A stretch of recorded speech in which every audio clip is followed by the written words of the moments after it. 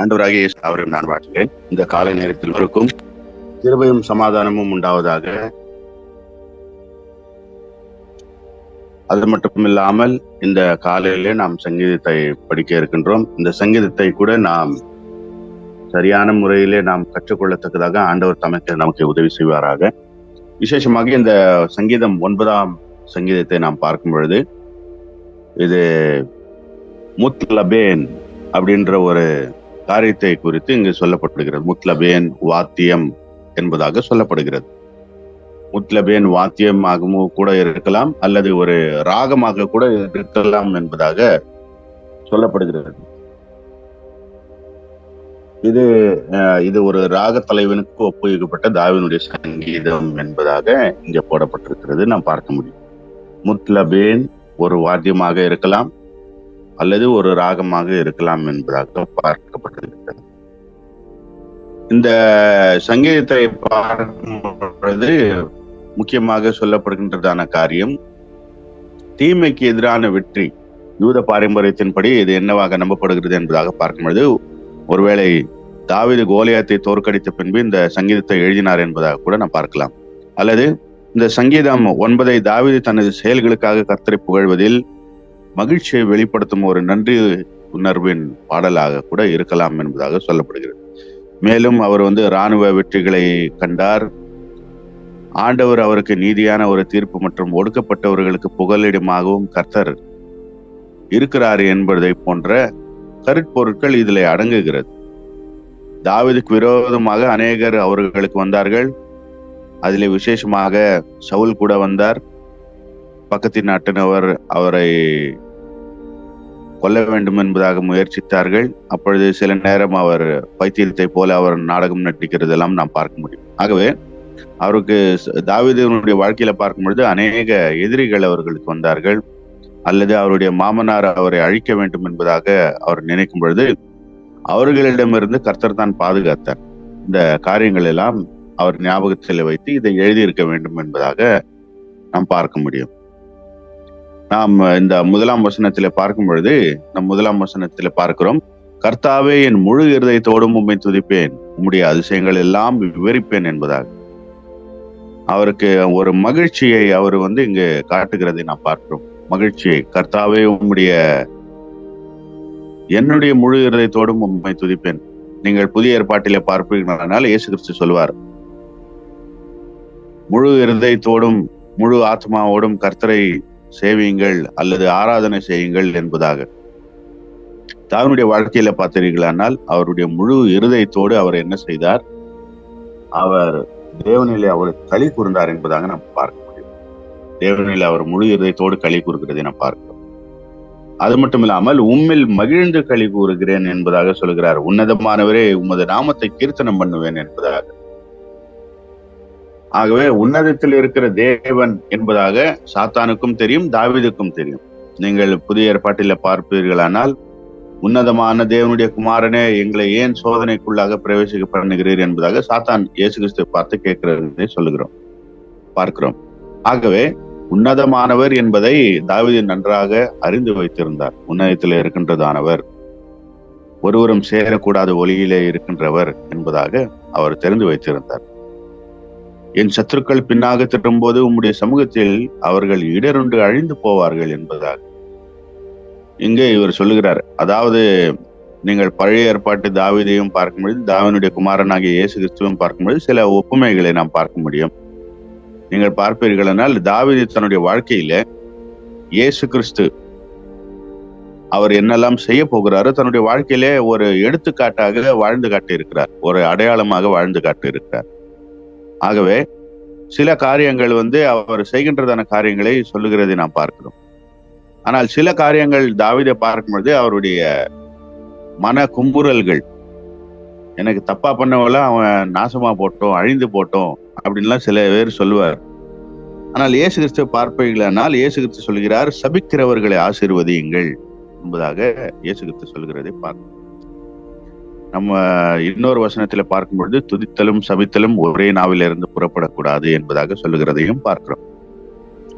ஆகவே நாம் கர்த்தருடைய பிள்ளைகளாக இருக்கிறோம். சில நேரம் நாம் ஜெபம் செய்கிறது கூட நாம் பார்க்க முடியும். ஆண்டவரே, இப்படிப்பட்ட இந்த குழுவினர்கள் அழிந்து போவார்களாக, அவர்கள் செய்கின்ற காரியம் விருதாக போக வேண்டியதாக என்பதாக சில பேரெல்லாம் உபவாச கூட்டத்திலையும் அல்லது சில பிரார்த்தனைகளிலே அவர்கள் செய்கிறதை நாம் பார்க்க முடியும்.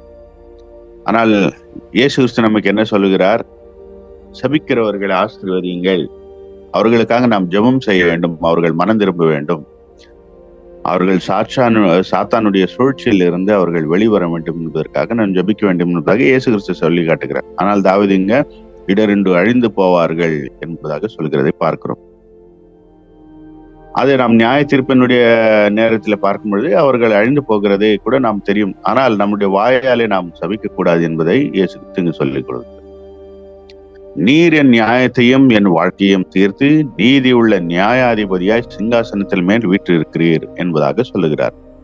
கர்த்தருக்குள் பிரியமானவர்களே, இந்த காரியங்கள்லாம் நமக்கு பார்க்கறதுக்கு கொஞ்சம் சாதாரணமான காரியத்தை போல தெரிகிறது.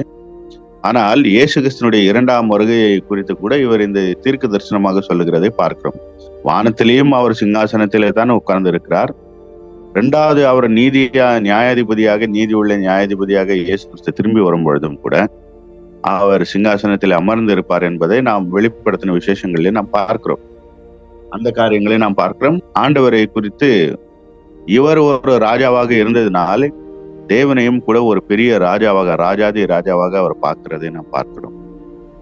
ஜாதிகளை கடிந்து கொண்டு துன்மார்க்கரை அழித்து அவர்கள் நாமத்தை என்றென்றைக்கும் இல்லாதபடி குலைத்து போட்டீர். அதாவது இஸ்ரவேலருக்கு விரோதமாக பெலிஸ்தர்கள் வந்தார்கள். அது மட்டும் இல்லாமல் அநேகர் எபூசியர்கள் வந்தார்கள். இவர்களும் அநேகர் வரும் பொழுது தாவீதுக்கு தேவன் உறுதுணையாக இருந்து அவர்களை அழித்து போடுகிறதை பார்க்கிறோம். அல்லது அவர்களை தாவீதுவை தப்பி வைக்கிறதை நாம் பார்க்கிறோம். அதைத்தான் அவர் இங்க இப்படியாக சொல்லுகிறார், என்றென்றைக்கும் இல்லாதபடி குலைத்து போட்டீர் என்பதாக, துன்மார்க்கரை அழித்து என்பதாக. நாம் 1வது சங்கீதத்தை நான் பிரசங்கம் பண்ணும் பொழுது நான் சொல்லியிருந்தேன், துன்மார்க்கர் மற்றும் ஒரு நீதிமானுக்கும் உள்ள வேறுபாடைத்தான் 1வது சங்கீதம் சொல்லுகிறது என்பதாக. ஆகவே இந்த துன்மார்க்கர் சொல்கின்றதான இந்த வார்த்தையை கூட நான் சொல்லிக் கொடுத்தேன். ஆகவே இந்த துன்மார்க்கர் என்பதாக சொல்லும் பொழுது கர்த்தரை அறியாதவர்கள் அல்லது கர்த்தரோடு இல்லாதவர்கள் என்பதாக இது பொருள்படும். ஆகவே துன்மார்க்கர் என்பதாக சொல்லும் பொழுது தேவனோடு கூட இல்லாதவர்கள் அல்லது தேவனோடு அவர்களோடு கூட இல்லாதவர்கள். தாவீதை பார்க்கும் பொழுது எப்பொழுதுமே எக்காலத்திலும் நான் ஸ்தோத்திரிப்பேன், அவருடைய துதி என்னுடைய வாயிலே எப்பொழுதும் இருக்கும் என்பதாக அவர் சொல்லுகிறதை கூட நான் பார்க்கிறோம். ஆகவே எப்பொழுதும் தேவனோடு கூட ஒரு உணர்வை அல்லது ஒரு உறவை அவர் வைத்திருந்தார் என்பதாக நாம் பார்க்க முடியும். ஆகவே தான் அவர் சொல்லுகிறார், எனக்கு வந்த கஷ்டங்கள் எல்லாம் நீர்த்தாமே என்னிலிருந்து அகற்றி விட்டீர் என்பதாக, குலைத்து போட்டு விட்டீர். சத்துருக்கள் என்றென்றைக்கும் பாழாக்கப்பட்டார்கள், அவர்கள் பட்டணங்களை நிர்மூலமாக்கினீர், அவர்களுடைய பேரும் அவர்களோடு கூட அழிந்து போயிற்று என்பதாக சொல்லுகிறதை பார்க்கிறோம். அது தேவன் அவருக்கு செய்ததான எல்லா விதமான சகல காரியங்களுக்காக தேவனை துதிக்கிறதை நாம் பார்க்கிறோம். ஆகவே தான் நாம் இந்த 7ஆம் வசனத்தில் கூட பார்க்கிறோம், கர்த்தரோ என்றென்றைக்கும் தம்முடைய சிங்காசன நியாய தீர்ப்புக்கு ஆயத்தம் பண்ணினார் என்பதாக பார்க்கிறோம். ஜனங்கள் எல்லாம் ஒழிந்து போயினார்கள் என்பதாக பார்க்கிறோம். அவர் ஒரு காரியத்தை சொல்கிறதை பார்க்கிறோம். புதிய ஏற்பாட்டிலே நீங்கள் பார்ப்பீர்களானால் 1 தெசலோனிக்கேயர் 5ஆம் அதிகாரத்திலே நீங்கள் பார்ப்பீர்களானால் 1 தெசலோனிக்கேயர் 5:16 ஸ்லைடிலே இருக்கின்றது பாருங்கள். 16ஆம் வசனம் இப்படியாக சொல்லுகிறது, எப்பொழுதும் சந்தோஷமாகிருங்கள், இடைவிடாமல் ஜெபம் பண்ணுங்கள், எல்லாவற்றிலையும் ஸ்தோத்திரம் செய்யுங்கள், அப்படி செய்வதே கிறிஸ்து இயேசுவுக்குள் உங்களை குறித்து தேவனுடைய சித்தமாயிருக்கிறது என்பதால். தாவீதுடைய வாழ்க்கையிலிருந்து நாம் கற்றுக்கொள்ளக்கூடிய ஒரு காரியம், எல்லா சந்தர்ப்பத்திலும் நாம் சந்தோஷமா இருக்க கற்றுக்கொள்ள வேண்டும், இடைவிடாமல் ஜெபம் பண்ண வேண்டும், எல்லாவற்றையும் நாம் ஸ்தோத்திரம் செய்ய வேண்டும். அது புதிய ஏற்பாட்டில பவுல் சொல்கிறதை பார்க்கிறோம், கிறிஸ்து இயேசுவுக்குள் உங்களை குறித்து தேவனுடைய சித்தமாயிருக்கிறது என்பதால். நாம் எப்பொழுதுமே சந்தோஷமா இருப்பதே தேவனுடைய சித்தமா இருக்கிறது என்பதை குறித்து நாம் பார்க்க முடியும். ஆகவே ஆகவே தான் இந்த தாவீது என்ன செய்கிறார், அவருடைய சங்கீதங்கள்ல பார்க்கும் பொழுது தேவனுக்கு நன்றியை சொல்லுகிறதை நாம் பார்க்கிறோம். ஆண்டவரே, எனக்கு இப்படி எல்லாம் நீங்க ஹெல்ப் பண்ணீங்க, ஆண்டவரே எனக்கு உதவி செய்ததற்காக உங்க நன்றி, எனக்கு வந்த சத்துருக்களை எல்லாவற்றையும் நீர் அகற்றி விட்டீர் அல்லது ஒழித்து விட்டீர் என்பதாக சொல்லுகிறார். அவர் பூச்சக்கரத்தை நீதியாய் நியாயந்தீர்த்து சகல ஜனங்களையும் செம்மையாய் நீதி செய்வார் என்பதால் ஆண்டவர் ஒரு நியாயாதிபதி என்கின்ற ஒரு காரியத்தை இங்கு சொல்லுகிறதை நாம் பார்க்கிறோம். நியாயம் செய்வார், நீதி செய்வார் என்பதாக சொல்லுகிறார். அது மட்டுமில்லாமல் சிறுமைப்பட்டவனுக்கு கர்த்தர் அடைக்கலமானவர், நெருக்கப்படுகிற காலங்களில் அவரே தஞ்சம் என்பதாக நீங்கள் பார்க்கும் பொழுது தாவீது ஒரு நல்ல ஒரு பணக்கார குடும்பத்தில வந்திருந்தாலும் கூட அவருடைய வாழ்க்கையில அநேகமாக வந்து ஊராக ஓடிக்கொண்டே இருந்தார். சவுலுக்கு பயப்பட்டு என்பதாக சொல்லும் பொழுது சவுலுக்காக பயப்படல, அவருக்காகத்தான் அவர் பயப்பட்டார். ஒருவேளை நான் பக்கத்திலேயே இருந்தேன்னா ஏதாவது மனம் மாறி சவுலை ஒருவேளை கொலை பண்ணிடுவனோ, அபிஷேகம் பண்ணப்பட்டவன் மேல கை வச்சிருவனோ என்கின்ற ஒரு பயத்தோடு தான் அவர் சுற்றி கொண்டே இருந்தார். சோ அப்படிப்பட்ட ஒரு காலத்திலே தேவன் தஞ்சமாக அவருக்கு இருந்தார். அவருக்கு உணவு கொடுத்தார். எல்லா காலங்களிலும் அவர் தேவன் தஞ்சமாக இருந்தார் என்பதை குறித்து அவர் சொல்லுகிறார்.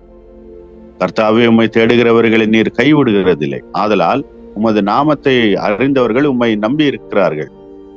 சவுலை பார்க்கும் பொழுது நேரம் வந்தா மட்டும் ஆண்டவரை தேடுவாரு. ஆனா இல்லைன்னா பேய் பிடிச்சிருச்சா திரும்ப தாவீது தான் கூப்பிடுவார். ஆகவே இங்கு அவர் சொல்லுகிறார், ஆண்டவரே, உம்மை தேடுகிறவர்களை நீ கைவிடுகிறதில்லை. அப்பொழுது நாம் தேவனை தேட கற்றுக்கொள்ள வேண்டும். தாவீதை போல நாம் தேவனை தேட கற்றுக்கொள்ள வேண்டும். அவருடைய நாமத்தை நாம் அறிந்து கொள்ள வேண்டும். எல்லா நாமத்திற்கும் மேலான நாமம் என்பதாக நமக்கு சொல்லப்படுகிறது வேதாகமத்திலே. ஆகவே நாம் எல்லா நேரத்திலும் நாம் தேவனை தேடுகிறவர்களாக இருக்க வேண்டும். தேவன் சீயோனிலே வாசமா இருக்கிறார், கர்த்தரை கீர்த்தனம் பண்ணி அவருடைய செய்கைகள் எல்லாம் ஜனங்களுக்குள்ளே அறிவியுங்கள் என்பதாக சொல்லப்படுகிறது. நீங்கள் இந்த 11ஆம் வசனத்தை நீங்கள் பார்க்கும் பொழுது அடுத்த ஸ்லைட்ல பார்க்க முடியும்.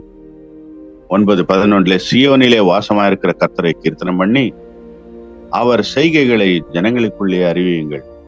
நாம் ஊழியம் செய்கிறோம், அநேகர் இங்கு ஊழியக்காரர்களாக இருக்கிறீர்கள். ஊழியக்காரர்கள் மட்டுமில்ல, எல்லாருக்கும் அனைவருக்கும் கொடுக்கப்பட்டதான ஒரு செய்தி என்பதாக சொல்லும் பொழுது, சியோனிலே வாசமா இருக்கிற, அதாவது பரலோகத்தில வாசமா இருக்கிற தேவனை கீர்த்தனம் பண்ணம் செய்ய வேண்டும். அவர் செய்கைகள் எல்லாம், அவர் நமக்கு செய்த நன்மைகளை அல்லது அவர் செய்த செய்கைகளை ஜனங்களுக்குள்ளே அறிவியுங்கள். ஒரு சுவிசேஷம், நாம் புதிய ஏற்பாட்டிலே இது சுவிசேஷம் என்பதாக சொல்லுகிறோம். ஆண்டவர் செய்த செயல்களை, நம்முடைய வாழ்க்கையில செய்த செயல்கள் அல்லது புதிய ஏற்பாட்டில் செய்ததான செயல்கள், இவைகள் எல்லாம் நாம் அறிவிப்பதற்காகத்தான் ஊழியத்திற்காக அழைக்கப்பட்டிருக்கிறோம். ஆகவே நாம் ஆண்டவருடைய ஊழியத்தை செய்யும் பொழுது நாம் அவருடைய ஊழியத்தை நாம் செய்ய வேண்டும். விசேஷமாக அவருடைய செய்கைகளை, சுவிசேஷத்தை நாம் அறிவிக்க வேண்டும் என்பதாக கூட இங்கு நாம் பார்க்கிறோம். சியோனிலே தான் தாவீது குடியிருந்தார். சியோனிலே தேவனுடைய கூடாரமும் இருந்தது, ஆசரிப்பு கூடாரமும் இருந்தது. ஆகவே தான் அவர் சொல்கிறார், சியோனிலே வாசமா இருக்கிற கர்த்தரை கீர்த்தனம் பண்ணி அவருடைய செய்கைகள் ஜனங்களுக்குள்ளே அறிவியுங்கள் என்பதார். ஆகவே நாம் ஜனங்களுக்குள்ளாக அறிவிக்கத்தக்கதாக நமக்கு அழைப்பு கொடுக்கப்பட்டிருக்கிறது. நாம் அறிவிக்கவே அநேகர் வந்து இது அனைவருமே நாம் சுவிசேஷத்தை அறிவிப்பதற்காகத்தான் நாம் நம்முடைய ஊழியத்திலே நாம் அழைக்கப்பட்டிருக்கிறோம். ஒவ்வொரு மேலும் கொடுக்கப்பட்ட ஒரு பாரமாக இருக்கிறது. நாம் ஊழியத்திலே அழைக்கப்பட்டு இருந்தாலும் ஆண்டவருடைய ஊழியத்தை நாம் செய்கிறோமா? கர்த்தரை குறித்து நாம் நமக்கு செய்ததான காரியங்களை நாம் செய்கிறோமா? இது வெறும் பாஸ்டருடைய வேலை தான் என்பதாக நாம் விசுவாசிகள் விட்டு விடுகிறோமா என்பதை சற்று நாம் யோசித்து பார்க்க வேண்டும். இரத்த பழிகளை குறித்து அவர் விசாரணை செய்யும் பொழுது அவர்களை நினைக்கிறார், சிறுமைப்பட்டவர்களுடைய கூப்பிடுதலை மறவார் என்பதால். ஆண்டவர் நாம் கூப்பிடும் பொழுது சில நேரங்களில் நமக்கு பதில் கிடைக்காத நேரத்திலே ஆண்டவர் நம்மை மறந்து விட்டாரோ என்பதாக நாம் நினைக்கிறோம். ஆனால் இங்கு தாவீது தன்னுடைய வாழ்க்கையில இருந்து சொல்கிறார்,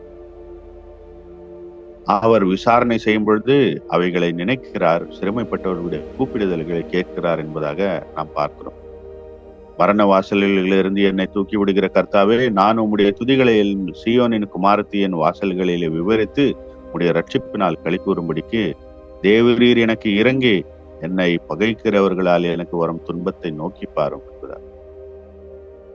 அதாவது நான் முதலாவதாக நான் சொன்னேன், தாவீது எப்பொழுது கோலியாத்தை அடித்து விட்டு திரும்பி வந்தாரோ அப்பொழுதே அவருக்கு சவுலினிடத்திலும் இருந்து ஒரு துரத்தல் அல்லது அவரை வெறுத்து அவன் செயல்படுகிற காரியங்களை நாம் பார்க்கிறோம் சவுல். ஆகவே தான் அவர் சொல்கிறார், மரண வாசல்களில் இருந்து என்னை தூக்கி விடுகிற கர்த்தாவே, நான் உம்முடைய துதிகளை எல்லாம் சீயோனின் குமாரத்தின் வாசல்களில் விவரித்து, சீயோனின் குமாரத்திகள் என்பதாக சொல்லும் பொழுது பொதுவாக இது இஸ்ரவேல் நாட்டை குறிக்கும். ஆகவே இஸ்ரவேல் நாட்டை சீயோனின் குமாரத்தி என்பதாக சொல்லப்படுகிறது. ஆகவே இங்கு நாம் பார்க்க முடியும், எருசலேமினுடைய வாசல்களாக இருக்கலாம் அல்லது இஸ்ரவேலுடைய வாசல்களிலே விவரித்து உம்முடைய ரட்சிப்பினால் களி கூறும்படிக்கு தேவரீர் என்னை இறங்கி என்னை பகைக்கிறவர்களால் எனக்கு வரும் துன்பத்தை நோக்கி பாரும் என்பதாக சொல்லுகிறார். அவருடைய மனக்குமுறல்களை இங்கே தேவனிடத்தில் கொட்டுகிறதை பார்க்கிறோம். நான் சந்தோஷமா இருந்தாலும் கூட சிலருக்கு பிடிக்க மாட்டேங்குது. ஆகவே ஆண்டவரே, என்னை தயவு செய்து என்னுடைய துன்பத்தை நோக்கி பாரும் என்பதாக சொல்லுகிறார். அது மட்டும் இல்லாமல் மற்றவர்களை குறித்து சொல்கிறார்.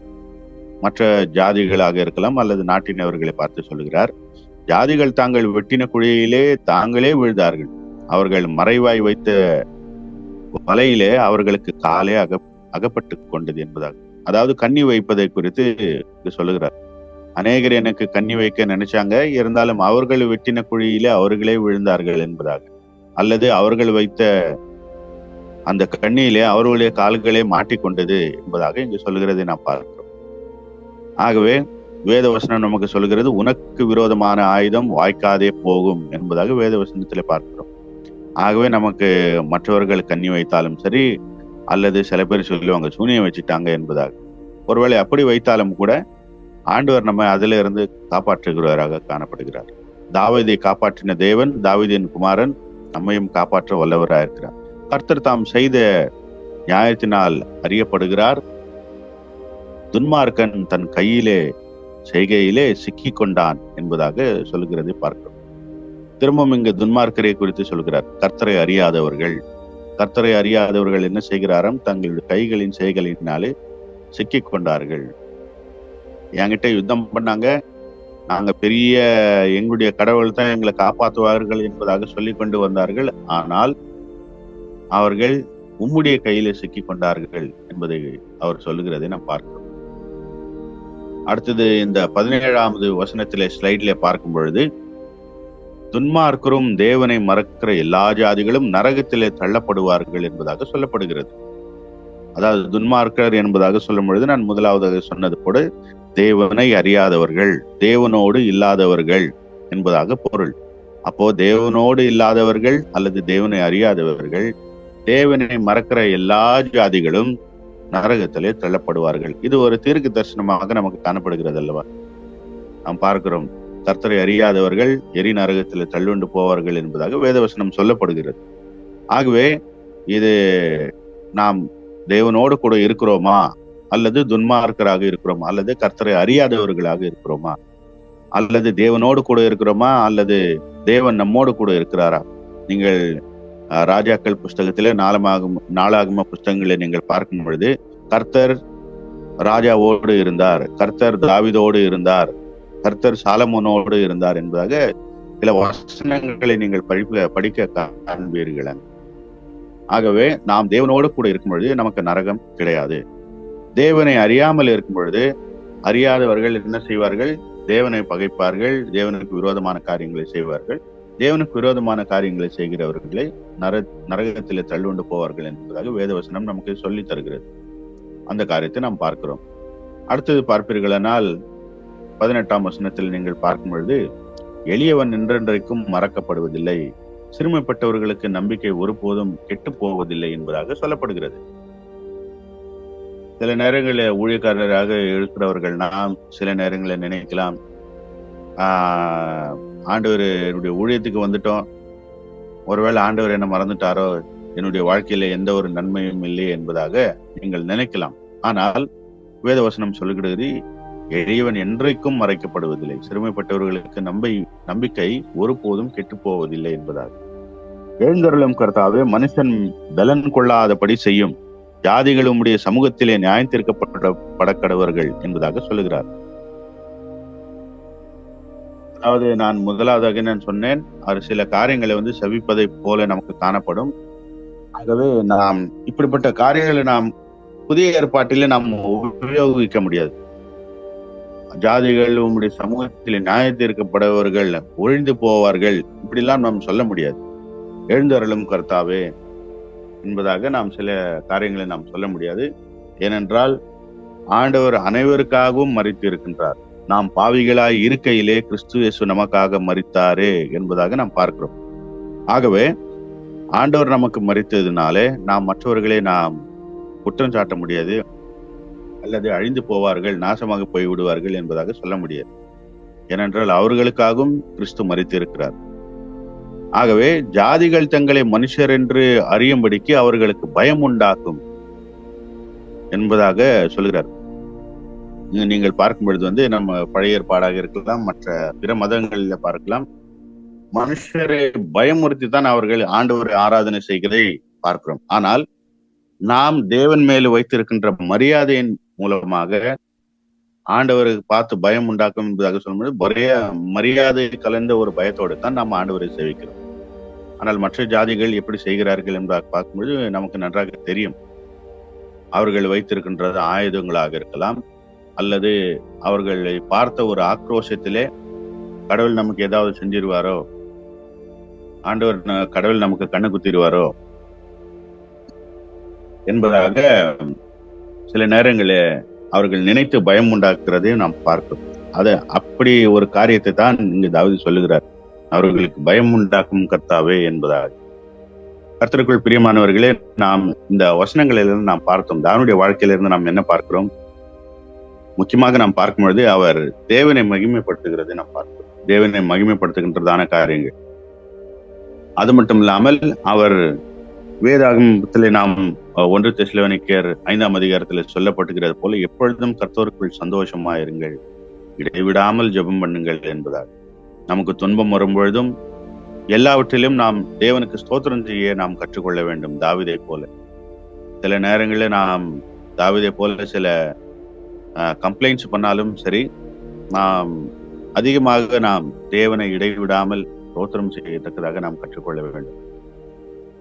அப்படி செய்வதே கிறிஸ்தேசுக்குள் உங்களை குறித்த தேவனுடைய சித்தமா இருக்கிறது என்பதாக வேத வசனத்திலே நாம் பார்க்கிறோம். ஆகவே இந்த 9ஆம் சங்கீதத்துல நாம் பார்க்க வேண்டிய காரியம் என்ன என்பதாக பார்க்கும் பொழுது, நாம் எல்லா காரியங்களிலும் தேவனை நாம் துதிக்க வேண்டும். அது மட்டும் இல்லாமல் மற்றவர்களை நாம் சபிக்க கூடாது. புதிய ஏற்பாட்டின் மூலமாக பார்க்கும் பொழுது சியோனில வாசமா இருக்கிற கர்த்தரை நாம் கீர்த்தனம் பண்ண வேண்டும். அவர் செய்த செய்கைகளை ஜனங்களுக்குள்ளே அறிவிக்க வேண்டும். இதுதான் இங்க முக்கியமாக சொல்லப்பட்டிருக்கிற காரியம். ஆகவே நாம் ஆண்டவர் நமக்கு செய்த காரியங்களை நாம் மற்றவர்களுக்கு நாம் சொல்லுவோம். நாம் சொல்லும் பொழுது ஆண்டவர் நம்மையும் ஆசீர்வதிப்பார். நம்மின் மூலமாக ஒரு கூட்டத்தை ஆண்டவருக்காக நாம் சேர்க்க முடியும். நாம் விசேஷமாக இன்று கூட நாம் ஏதாவது விசேஷ ஜெப குறிப்புகள் இருந்தால் நீங்கள் பகிரும்படியாக உங்களை நான் அன்பாய் கேட்கிறேன். ஐயா, எங்க ஊர்ல மழை வரணும், கலக்கா போட்டுக்கிறோம், நல்லா பயிர் வளையாது நிக்குது. மழைக்காக ப்ரே பண்ணுங்க. எந்த ஊர்ல? எந்த ஊர்ல? தமிழ்நாட்டுல ஆரணி பகுதியில. வேலூர். ஆரணி. ஓகே, ஆரணி வேலூர். ஓகே, நாம் ஜெபம் செய்வோம்.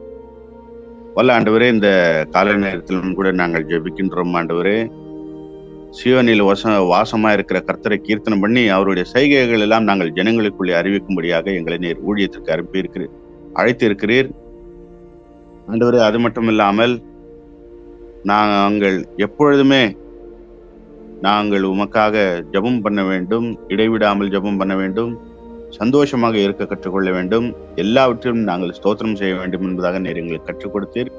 ஆகவே நாங்கள் உமக்கு நன்றி செலுத்துகிறோம். விசேஷமாக ஆண்டவரே, நாங்கள் இந்த நேரத்தில் கூட நாங்கள் ஜெபிக்கின்றோம். எங்களோடு இணைந்து இருக்கின்ற ஒவ்வொரு பிள்ளைகளுக்காக நாங்கள் ஜெபிக்கின்றோம். ஒவ்வொருவரையும் நீர் தாமே பேர் பேராக தொட்டு ஆசீர்வதியும். தமிழ்நாட்டில் எங்கெங்கெல்லாம் மழை வராமல் இருக்கிறதோ அந்த அப்படிப்பட்ட பகுதிகளுக்காக நாங்கள் ஜெபிக்கின்றோம். மழையை எதிர்பார்த்து பயிர் செய்யத்தக்கதாக எதிர்பார்க்க உள்ள ஒவ்வொரு ஜனங்களுக்காக நாங்கள் ஜெபிக்கின்றோம். விசேஷமாக ஆரணிக்காக நாங்கள் ஜெபிக்கின்றோம். அந்த பகுதியிலும் மழை நீர் தாமே வர்ஷிக்க பண்ண வேண்டுமா நாங்கள் உங்களுடைய சமூகத்தில் நாங்கள் வேண்டுகிறோம்.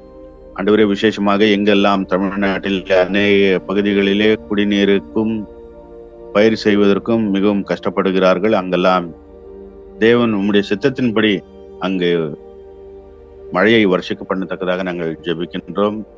எங்களை நாங்கள் தாழ்த்துகிறோம். ஆண்டவரே, நீர் எங்களுக்கு எங்களுடைய தேவைகளை எல்லாவற்றிலும் நாங்கள் உம்மை ஸ்தோத்திரம் செய்கிறோம். அது மட்டும் இல்லாமல் எங்களுடைய தேவைகளை நீர் சந்தித்தரலும், உங்களுடைய சித்தத்தின்படி செய்தரலும். ஆண்டவரே, விசேஷமாக கல்வாரி சர்ச்சில் செய்கின்றதான ஒவ்வொரு ஊழியர்களுக்காக நாங்கள் ஜெபிக்கின்றோம். 300க்கும் மேற்பட்ட ஊழியர்கள் ஒவ்வொருவரும் எல்லா நேரத்திலும் அவர்கள் சந்தோஷமாக இருக்கத்தக்கதாகவும், இடைவிடாமல் ஜெபம் பண்ணத்தக்கதாகவும், எல்லாவற்றிலும் ஸ்தோத்திரம் செய்யத்தக்கதாகவும் அவர்களுக்கு தேவையான ஞானத்தையும் அறிவும் நீர் தந்திரலும்.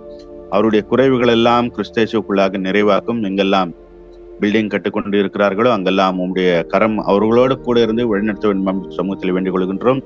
எங்கெல்லாம் எஜுகேஷனுக்கு கட்ட வேண்டியதாக இருக்கிற ஒவ்வொரு பிள்ளைகளுக்காகவும், பாஸ்டர்களுக்காகவும், ஊழியர்களுக்காகவும் நாங்கள் ஜெபிக்கின்றோம்.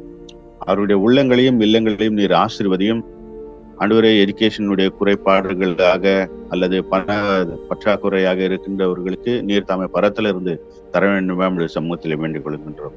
அது மட்டும் இல்லாமல் எங்கெல்லாம் பள்ளிக்கூடங்கள் நடக்கிறதோ, எங்கெல்லாம் ஹோம்ஸ் நடக்கிறதோ, ஒவ்வொரு பிள்ளைகளுக்காக நாங்கள் ஜெபிக்கின்றோம். ஒவ்வொரு ஆசிரியர்களுக்காக நாங்கள் ஜெபிக்கின்றோம். ஒவ்வொருவரையும் நீர் தாமே பேர் பேராக தொட்டு ஆசீர்வதியும். உம்முடைய வல்லமையின் வரத்தினாலே அவருடைய குறைவுகள் எல்லாம் நீர் நிறைவாக்கும். அது மட்டும் இல்லாமல் நாங்கள் ஜெபிக்கின்றோம். கல்வாரி சர்ச்சில் தேவைப்படுகின்றதான ஆபீஸ் டிபார்ட்மெண்ட்டுக்காக இருக்கலாம், குணாங்கள் மற்றும் குணாங்களை சார்ந்த குடும்பத்தினர்களுக்காக நாங்கள் ஜெபிக்கின்றோம். ஒவ்வொருவரையும் நீர் பேர் பேராக தொட்டு ஆசீர்வதியும். அது மட்டும் இல்லாமல் ஆண்டவரே, எத்தனை ஊழியக்காரர்கள் அவர்களோடு கூட சேர்ந்து செய்கிறார்களோ, அக்கௌண்ட்ஸ் டிபார்ட்மெண்ட்டுகளாக இருக்கலாம், அல்லது மீடியாவாக இருக்கலாம், அல்லது சைல்ட் கேர் மினிஸ்ட்ரிஸ், இப்படிப்பட்ட பகுதிகளுக்காக கூட நாங்கள் ஜெபிக்கின்றோம். ஒவ்வொரு பகுதியும் நீர் தாமே பேர் பேராக தொட்டு ஆசீர்வதியும். அதில் ஊழியம் செய்கின்றதான ஒவ்வொருவரையும், தலைமை செயலகத்திலே செய்கின்றதான ஒவ்வொரு செயலர்களையும் நீர் தாமே ஆசீர்வதியும், நீர் பலப்படுத்தும். உங்களுடைய சித்தத்தின்படி எங்களை வழிநடத்தும். கிறிஸ்துவின் வழியாய் வேண்டுகிறோம் பிதாவே,